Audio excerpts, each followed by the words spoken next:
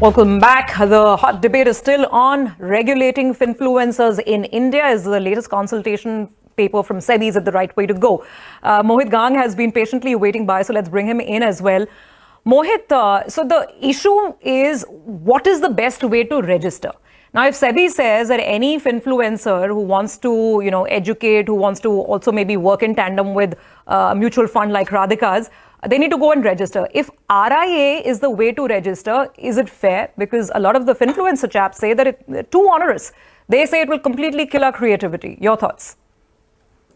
Sulvi, thanks a lot. Look, to be very honest, I will rather choose a middle path out here. I'm neither on that side nor on this side, but I'll try and put forth my views on this.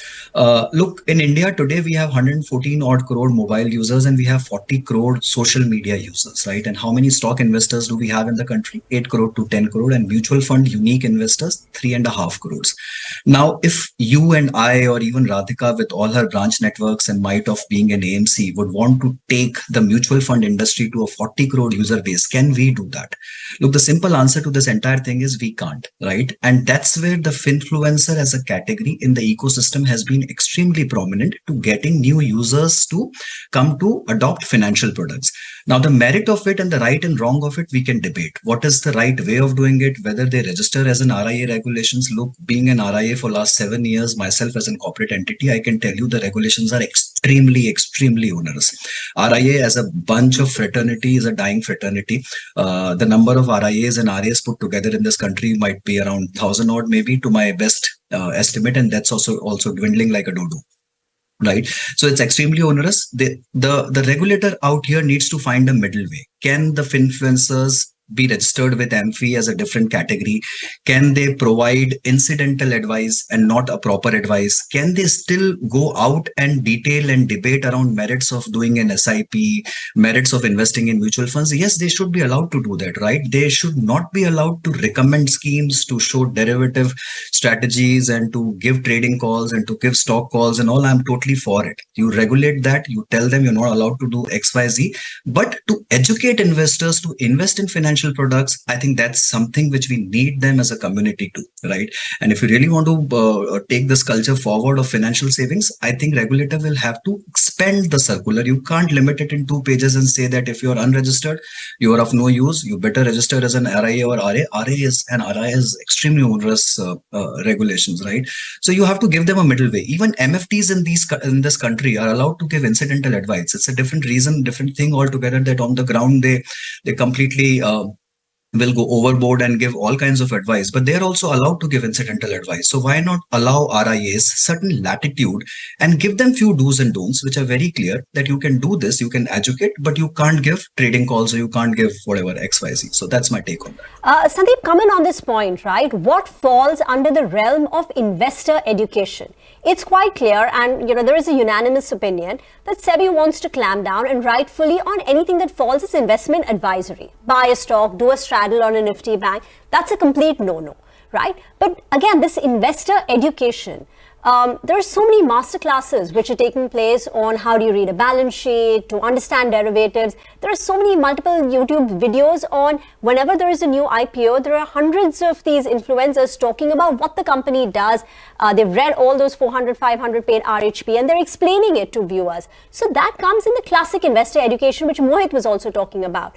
What is the Sebi stance on that based on what you've picked up?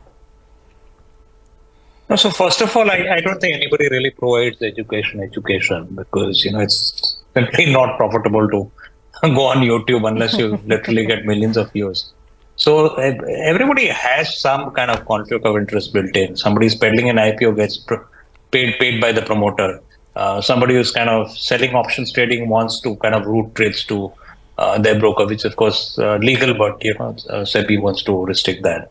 So I think there are all kinds of incentives at play, and almost none of it is coming from YouTube ad revenue. So I think the idea is to not allow you don't go to a surgeon and say, okay, anybody with a knife can come and operate on me. You need some standards, and financial advice is extremely dangerous. You can literally the people who've lost their homes trying to bet on option strategies based on these educational Sure. courses. So I don't think it should be left alone. But at the same time, as I said, a regulator can only do so much. Most of it will have to come from investor education, whether it's by burning the fingers or by actually educating them. No, I completely understand what you're saying and I completely get that, Sandeep, because, these master classes on options trading strategies, and I keep going back to that point that even to become a kindergarten teacher, you have so much regulation. So how do we, deal with this? And Radhika, that's the issue. You can tell mutual funds or stockbrokers not to associate with unregistered finfluencers. But what are you going to do about these master classes? Because a lot of the finfluencers are saying that we are not dealing with clients. We are not registering clients. Why should we become an RIA? It's an education initiative between us and whoever's choosing to pay for this master class. How will Sebi wrap its hands around that?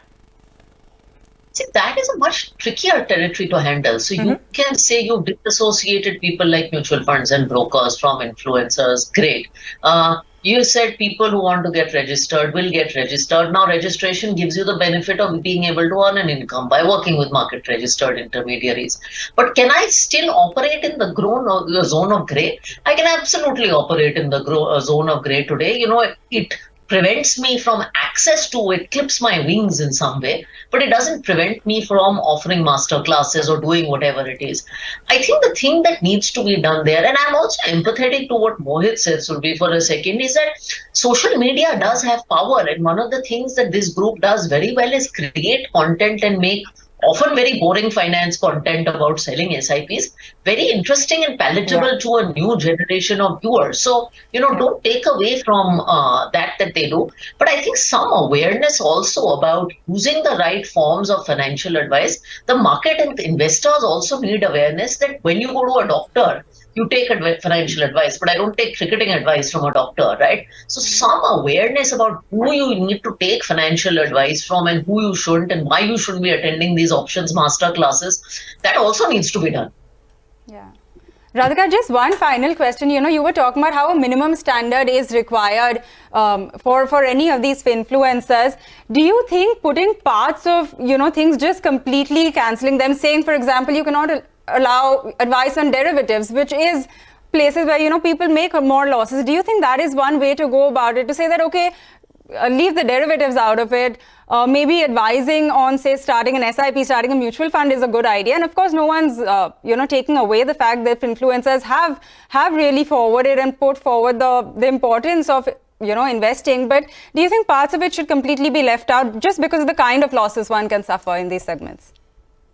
Yeah, one suggestion is to make a carve out of the RIA regulations for this category of people so that it is not so onerous and say this is what you can do and this is what you cannot do. And what you cannot do is, recommend schemes, get incentives for financial products, especially unregulated financial products like crypto, give advice on derivatives because that is complicated. There are a whole host, give stock tips because that requires a certain set. So say that these people need a certain amount of education. There's a certain set of exams that they need to pass. And this is the charter that they have. This is what they can speak about and this is what they cannot speak about. And maybe if you make that a subset of one of the existing regulations, then they have some area to operate in. Okay, all right. Thank you very much, all three of you. We're out of time, but clearly this is a debate that will go on. This is only a consultation paper.